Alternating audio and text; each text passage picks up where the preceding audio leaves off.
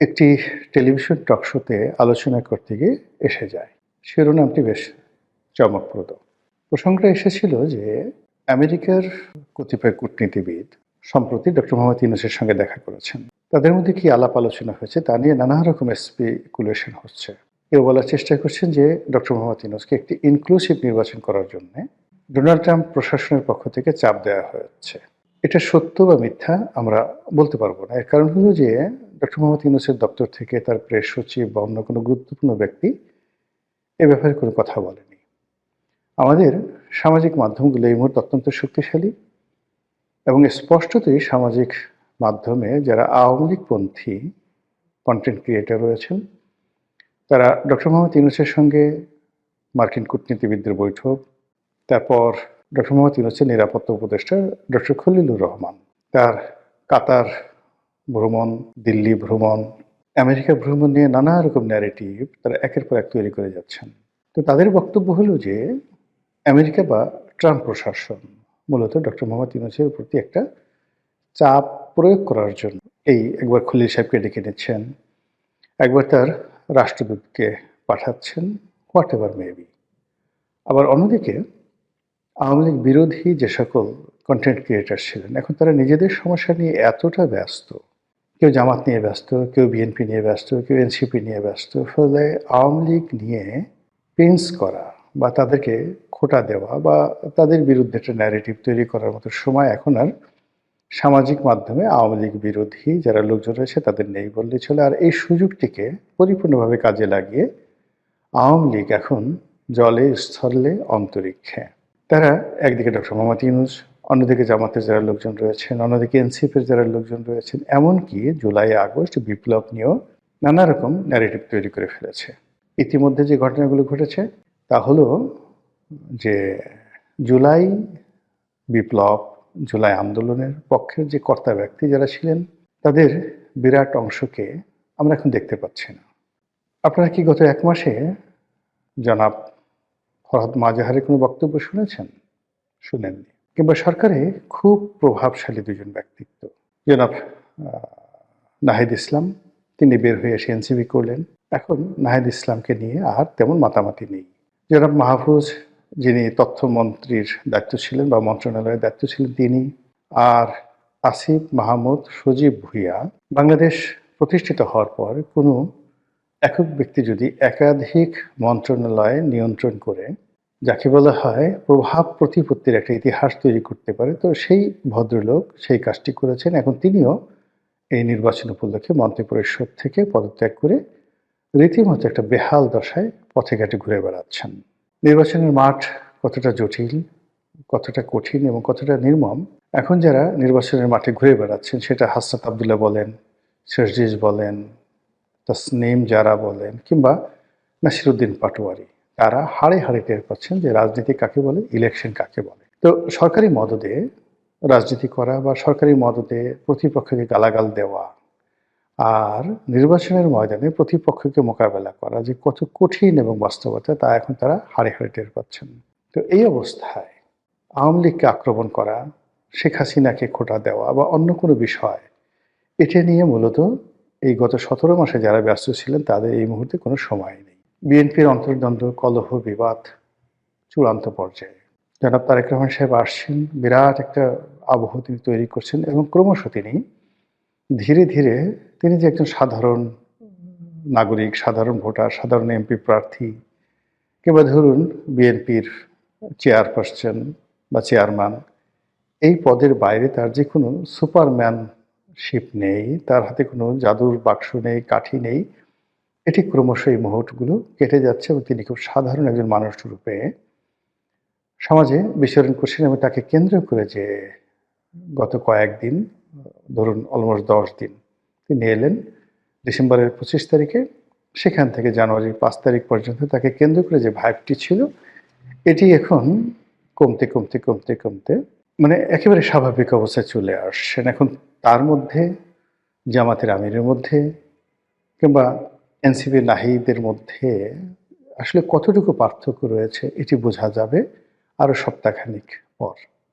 তিনি ইতিমধ্যে ডক্টর মোহাম্মদ ইউনূসের সঙ্গে দেখা করেছেন, তার মায়ের স্মরণ সভা হয়েছে, তো তাকে কেন্দ্র করে নানা রকম তিনি যে একজন মহামানব, অতি ভদ্র মানুষ, তার যে অনেক সুপার কতগুলো কোয়ালিটি রয়েছে ইত্যাদি নানা বিষয় খাওয়ানোর চেষ্টা করা হচ্ছে, ব্র্যান্ডিং করার চেষ্টা করা হচ্ছে অত্যন্ত যাকে বলা হয় ম্যাথমেটিক্যালি। কিন্তু এগুলো ২৪ ঘন্টার বেশি মানুষকে আকর্ষণ করে না। মানুষ তার চিরাচরিত সমস্যার মধ্যেই থাকতে চায়। তো এইরকম যে বহুমুখী সমীকরণ, বহুমুখী যাকে বলা হয় ধ্যান ধারণা, চিন্তা চেতনা, সন্দেহ, অবিশ্বাস, তারপরে নানা রকম আশা আকাঙ্ক্ষা, স্বপ্ন সবকিছুর মধ্যে মানুষ যে নিজেদের আশা খুঁজে, ঠিকানা খুঁজে ঠিক নাটোরের বনলতা সেনের মতো। যেগুলো অসম্ভব, হবে না। যেগুলো কোনো বাস্তব ভিত্তি নেই কিন্তু শুনতে ভীষণ রকম মজা লাগে। কল্পনা করতে ভীষণ রকম তৃপ্তিবোধ হয়। এই বিষয়গুলোর দিকে মানুষের আকাঙ্ক্ষা বেশি এবং সেইগুলো নিয়ে সামাজিক মাধ্যমে তোলপাড় হয়। আর তারই ধারাবাহিকতায় ডক্টর মোহাম্মদ ইউনূসের সঙ্গে এই যে আমেরিকান যারা রাষ্ট্র দূত বা আমেরিকার যারা রাষ্ট্রীয় প্রতিনিধি এলেন, তারা এসে তাকে যেটা বললেন, কি বলেছেন আমরা জানি না। তার প্রেক্ষিতে হঠাৎ করে আজব একটা বিষয় এলো। ডক্টর মোহাম্মদ ইউনূস বললেন যে, আওয়ামী লীগ তাদের সঙ্গে রিকনসিলিয়েশন হতে পারে যদি তারা সরি বলে, দুঃখ প্রকাশ করে। আর এই যে আওয়ামী লীগের সঙ্গে রিকনসিলিয়েশন বা আওয়ামী লীগের সরি বলা, দুঃখ প্রকাশ করা, অপরাধ স্বীকার করা, এই বিষয়গুলো নিয়ে নানা সময় ডক্টর মোহাম্মদ ইউনূসের যে প্রেস সচিব আছে তিনি বিভিন্ন রকম কটূক্তি করেছেন। তো এই বিষয়গুলো নিয়ে যখন আলোচনা হচ্ছিল একটা টেলিভিশন টক শোতে, তখন উপস্থাপিকার জবাব দিতে গিয়ে আমি এখানে হঠাৎ করে বলেছিলাম যে আওয়ামী লীগের যে ইগোবোধ, তারা ইঁদুরের বিষ খেয়ে মারা যাবে, আত্মহত্যা করবে, ২০ তলা বিল্ডিং থেকে ঝাঁপিয়ে পড়বে, কিন্তু কোনো অবস্থাতেই তারা ডক্টর মোহাম্মদ ইউনূসের কাছে আত্মসমর্পণ করবে না, সরি বলবে না। এটা তাদের একটা ইগো। তো এই বক্তব্যটি অনেকটা ভাইরাল হয়ে যাওয়ার পরে আমার কাছে মনে হলো যে এই বিষয়টি নিয়ে আরেকটু বিস্তারিত আলোচনা করা দরকার। আমাদের দেশের যে রাজনীতি, সেই রাজনীতির মধ্যে প্রতিহিংসা একটা বিরাট ফ্যাক্টর। কোনো রাজনীতিবিদদের মধ্যে যদি এই বাংলায় কোনো প্রতিহিংসা ঢুকে যায়, সে পদ পদবি পাওয়ার সঙ্গে সঙ্গে উইদিন ২৪ ঘন্টার মধ্যে তার সেই প্রতিহিংসা সে চরিতার্থ করবেই। এর বাইরে অন্য কিছু থাকতে পারে অন্য জাতির ইতিহাসে, কিন্তু বাঙালি জাতির ইতিহাসে সেটা নেই। কাজেই এখানে প্রতিনিয়ত প্রতিহিংসা রাজনীতি হচ্ছে এবং হবে।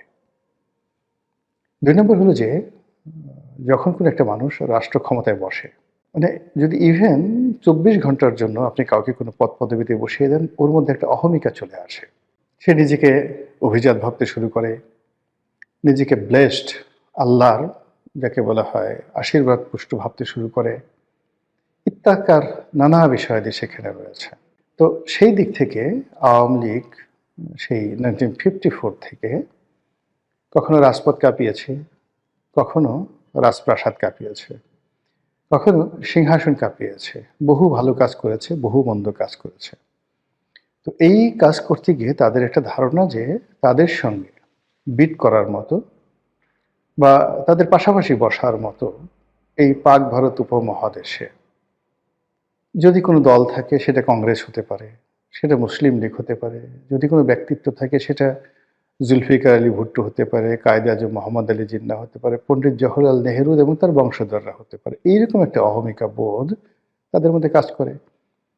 এটাকে আমি অহংকার বলতে পারি, দাম্ভিকতা বলতে পারি, কিন্তু আওয়ামী লীগ এটাকে মনে করে তাদের একটা লিগেছি।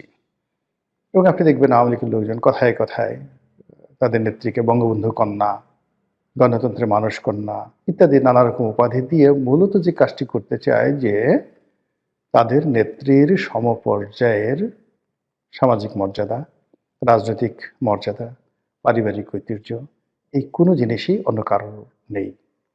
তো সেই দিক থেকে ডক্টর মোহাম্মদ ইউনূসকে তারা তাচ্ছিল্য করে। কিভাবে করে?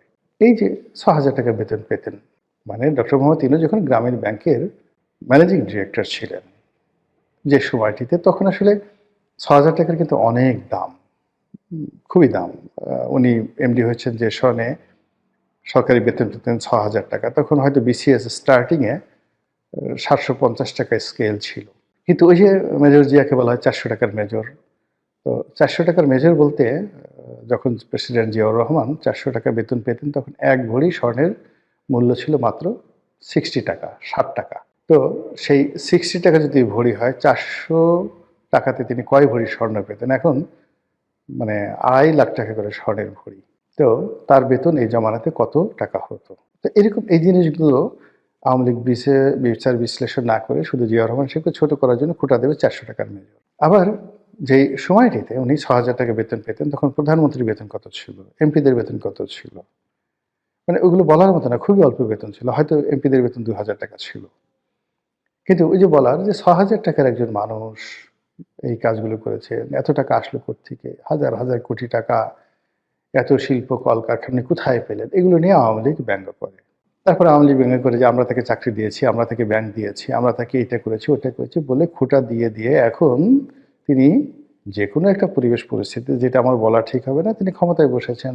তাতে কি হয়েছে? আমরা গলায় দড়ি দিয়ে মরবো, বিষ খেয়ে মরবো। কিন্তু এই লোকের কাছে ৬,০০০ টাকা যার বেতন তার কাছে গিয়ে আমাদের under the reconciliation rules and regulation আমাদেরকে সরি বলতে হবে, হাত জোড় করে ক্ষমা চাইতে হবে। এটা সম্ভব নয়। এই গেল একটা। অন্য আরেকটা পক্ষে তারা বলার চেষ্টা করছে যে এখানে রিকনসিলিয়েশন আসছে কেন? রিকনসিলিয়েশন আসে যখন এটি ব্যক্তির অপরাধ থাকে। সে তার অপরাধ স্বীকার করে। কিন্তু যখন গ্রুপ অফ গ্যাং থাকে, একটা দল, একটা রাষ্ট্র, একটা সরকার কম্বাইন্ডলি অপরাধ করে, অপরাধ সংগঠিত করে, তখন সেখানে আসলে ফৌজদারি দণ্ডবিধি অনুযায়ী তাদেরকে কালেকটিভ ওয়েতে বিচার করা ছাড়া কোনো ওয়ে থাকে না। এখানে জেনারেল মার্সির কোনো বিষয় থাকে না। তো আওয়ামী লীগ তার সরকার থাকা অবস্থায় যে অন্যায়গুলো করেছে, দুর্নীতিগুলো করেছে, সেগুলো বিচার চলছে। আমাদের সাধারণ কোর্টে বিচার চলছে, আইসিটিতে বিচার চলছে, আরও বিচার হবে। এগুলো তো হচ্ছে। এখানে সরি বললে কি আমাদের সেই বিচার বন্ধ করে দেবে?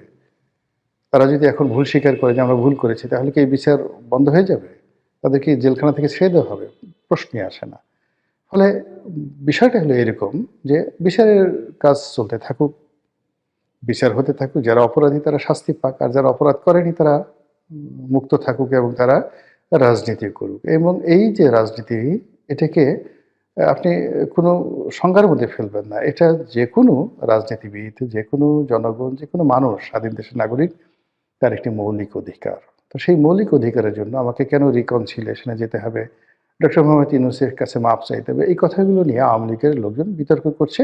আর এরই প্রেক্ষিতে আমি ওই যে শব্দটি যে তারা বিষ খেয়ে মরবে, ইঁদুরের বিষ খেয়ে মরবে, কিন্তু তারা মাপ চাইবে না।